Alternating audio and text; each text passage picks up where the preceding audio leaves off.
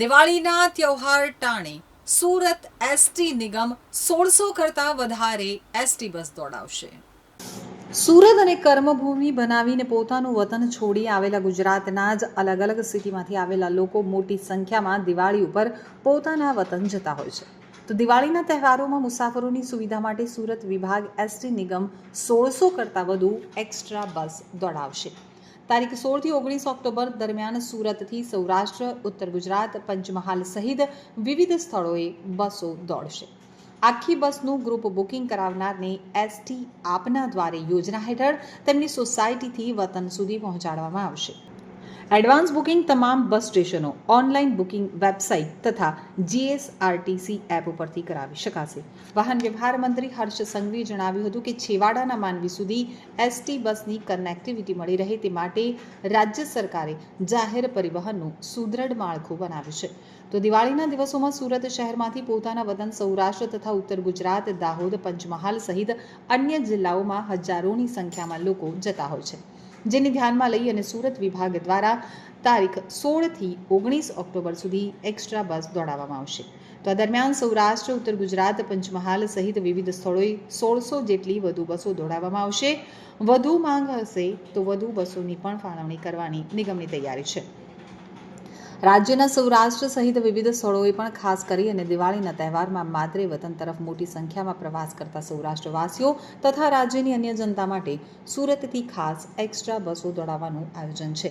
Extra બસોનું સંચાલન સાંજે 4 થી રાત્રે 10 કલાક સુધી રહેશે, જે માટે મુસાફરો એડવાન્સમાં ટિકિટ તેમજ ગ્રુપ બુકિંગ પણ કરાવી શકશે.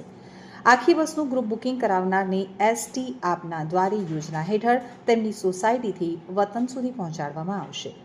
ગત વર્ષે પણ દિવાળી પર સુરત એસટી વિભાગ દ્વારા કુલ 1359 ટ્રીપનું સંચાલન કરી 86,599 મુસાફરોને તેમના ગંતવ્ય સ્થળે પહોંચાડ્યા હતા અને નિગમે કુલ 2.57 કરોડની આવક મેળવી હતી. એક્સ્ટ્રા બસોનું booking ST central bus station, Adajan bus spot, Udhna bus station, Kamrej, Kadodara bus station તેમજ નિગમના તમામ બસ સ્ટેશનો ઉપરાંત એસટી દ્વારા નિમાયેલ બુકિંગ એજન્ટો, મોબાઈલ એપ તથા નિગમની વેબસાઇટ www.gsrtc.in ઉપરથી પણ ઓનલાઈન ટિકિટ બુકિંગ કરી શકાશે. તો તારીખ 16 થી તારીખ 19 ઓક્ટોબર દરમિયાન સાંજે 4 વાગ્યાથી રાત્રે 10 વાગ્યા સુધી સૌરાષ્ટ્ર તરફની એક્સ્ટ્રા બસો રામચોક, મોટા વરાછાથી તથા દાહોદ, ગોધરા, ઝાલોદ, પંચમહાલ તરફની બસો સેન્ટ્રલ બસ સ્ટેશનની સામેના સુરત સિટી બસ સ્ટેશનથી અને રામનગર રાંદેર રોડ બસ સ્ટેશનેથી ઉપડશે. તો ઉત્તર ગુજરાત અને અમદાવાદ માટે સુરત સેન્ટ્રલ સ્ટેશનથી બસ ઉપડશે. દિવાળીનો પર્વ એટલે પ્રકાશનો પર્વ. દિવાળીનો પર્વ એટલે ખુશાલીનો પર્વ. દિવાળીનો પર્વ એટલે સૌ પરિવારજનોને એકત્ર થવાનો પર્વ. સુરતની ધરતી એ લાખો લોકોને રોજગારી આપે છે અને લાખો નાગરિકો એ પોતાના સપના સાકાર કરવા માટે પોતાના પરિવારજનો જોડે સુરત શહેરમાં વસે છે અને આ જ લાખો પરિવારો દ્વારા રાત દિવસ મહેનત કરીને આ શહેરને અને રાજ્યને દેશના સર્વોચ્ચ રાજ્ય સુધી પહોંચાડવાનો શ્રેય આ તમામ લોકોને જાય છે. ત્યારે આવા લાખો કર્મચારીઓ,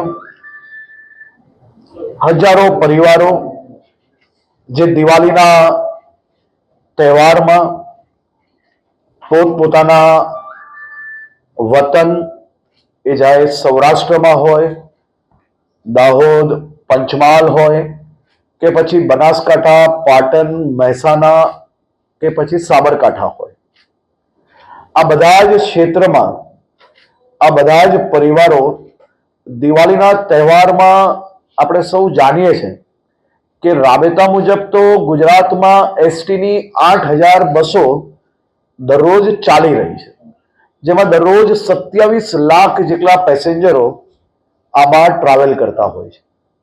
પરંતુ દિવાળીનો ખાસ આ પર્વ નિમિત્તે સુરત શહેર ભારતીય જનતા પાર્ટી સુરત શહેરના ચૂંટાયેલા સાંસદ શ્રી અને ધારાસભ્યશ્રીઓ પાસેથી જે પોતપોતાના વિસ્તારોના નાગરિકોને ઉત્તર ગુજરાત, સૌરાષ્ટ્ર, મધ્ય ગુજરાતના ગામડાઓ સુધી ઓછા ભાવમાં એટલે કે પ્રાઇવેટ વાહનો ના કરવા પડે અને સામાન્ય ખર્ચની અંદર લોકો પોતાના ગામ સુધી પહોંચે અને દિવાળીનો તહેવાર બનાવી શકે તે માટે આ વર્ષે વધુ બસોની માંગણી કરવામાં આવી.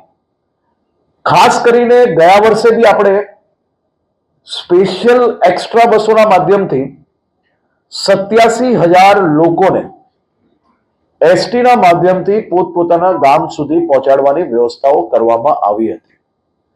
આ વખતે આમાં બી બસોનો ઉમેરો કરવાનું નક્કી કરવામાં આવ્યું છે અને સુરત શહેર ખાતેથી 1600 એક્સ્ટ્રા બસોનું સંચાલન કરવામાં આવશે, જે 16 ઓક્ટોબરથી 19 ઓક્ટોબર દરમિયાન સાંજે 4 કલાકથી રાત્રે 10 કલાક સુધી આ બસો ઉપડશે.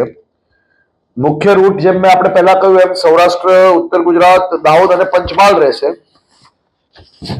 ખાસ કરીને આ બધા જ ક્ષેત્રની જે બસો છે એને એક બસ સ્ટેશન પર ભેગી કરવાની બદલે આપણે અલગ અલગ સેક્ટરમાં આ બસો ઉપાડવાનું નક્કી કર્યું છે, જેથી લોકોને રિક્ષાનું ભાડું એક્સ્ટ્રા ના ચડે અને નજીકથી જ કોઈ બી પ્રકારના ટ્રાફિકમાં ફસાયા વગર પોતપોતે આ દિવાળીના સમયમાં પ્રવાસ કરી શકે. સૌરાષ્ટ્ર માટે રામચોક, મોટા વરાછા ખાતેથી બસો ઉપાડવામાં આવશે. ઉત્તર ગુજરાત અને અમદાવાદ માટે સેન્ટ્રલ બસ સ્ટેશન ખાતે વ્યવસ્થા કરવામાં આવી છે. દાહોદ અને પંચમહાલ માટે સેન્ટ્રલ બસ સ્ટેશનની સામે સુરત સિટી બસ સ્ટેશન અને રામનગર, રાંદેર રોડ ખાતેથી બસો ઉપાડવામાં આવશે. ખાસ કરીને આ બધી જ બસોના બુકિંગ માટે જીએસઆરટીસી નું જે ઓનલાઈન આપણી વેબસાઇટ છે તેના પરથી બી સૌ લોકો બુકિંગ કરી શકશે. એના સિવાય બી ઓફલાઈન બુકિંગ બી આપણે central bus station, Adajan, Udhna, Kamrej, Kadodara બધી જ જગ્યા પરથી કરવામાં આવશે. અને સમય અગર વધારવાની જરૂર લાગશે તો એ બી અમારો એસટી પરિવારના 38,000 જે પરિવારજનો છે તે આ પ્રકારના તહેવારોના દિવસોમાં પોતાના પરિવારની જોડે તહેવાર ત્યાગ કરીને લોકોની સેવા માટે ઉપલબ્ધ રહેવા માટેની તૈયારીઓ દર્શાવી છે અને એ બાબતની બી વ્યવસ્થાઓ ખાસ કરીને કરવામાં આવી છે. આના સિવાયનું જે વધુ ટ્રાફિક જે હોય છે કે જ્યાં જરૂર પડતી હોય છે દર વખતે, એમાં 20 થી 26 ઓક્ટોબર સુધી વડોદરા અને અમદાવાદના રૂટ પર પણ એક્સ્ટ્રા બસોનું સંચાલન કરવાનું નક્કી કરવામાં આવ્યું છે. અને ખાસ કરીને દાદાની સવારી જ્યારે બસ આખી બુક કરાવે છે કોઈક સોસાયટી, પરિવારજનો, આ દેશમાં ગુજરાત એકમાત્ર રાજ્ય છે જ્યાં દાદાની સવારી એસટી અમારી પોતાની સોસાયટીના ઝાપા પરથી આવીને પેસેન્જરોને બસમાં બેસાડીને પોતાના ગામના ઝાપા સુધી મૂકવાની વ્યવસ્થાઓ કરવામાં આવે છે. હાલ પૂરતી આ 1600 બસોની વ્યવસ્થા થકી લોકો માટેની વ્યવસ્થા કરવાનું નક્કી કરવામાં આવ્યું છે. પરંતુ આજે જ શહેર ભારતીય જનતા પાર્ટી અને ચૂંટાયેલા પ્રતિનિધિઓ દ્વારા બીજી વધુ બસો માટેની બી જે માંગણી કરેલી છે તે માટે બી અમે લોકોએ સંપૂર્ણ તૈયારીઓ રાખી છે. જેમ જેમ બસો બુક થશે તેમ અગર વધારાની જરૂર હશે તો જરૂરથી એ બી સંપૂર્ણપણે ઉપલબ્ધ કરાવવામાં આવશે.